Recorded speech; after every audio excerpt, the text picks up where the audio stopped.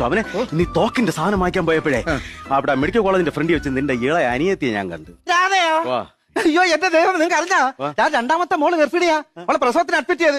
എന്റെ കൊച്ചിന്റെ അടുത്ത് എനിക്ക് പോകാൻ പറ്റില്ല. ഇത് ആരോട് പറയണ്?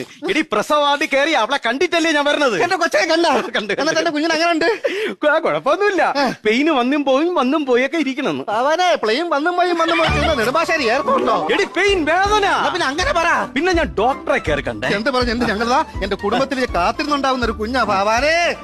ഒരു ഉത്തരവാദിത്തം കാണിക്കണമല്ലോ. പിന്നെ ഡോക്ടറെ അടുത്ത് കാര്യം ചോദിച്ചു. സുനന്ദ മോളെ പരിശോധിച്ചു. കുഴപ്പമില്ല, നിങ്ങൾ ആരും ടെൻഷൻ അടിക്കണ്ട. കൊച്ചിന്റെ വയറ്റിൽ അനക്കം ഉണ്ടെന്നു.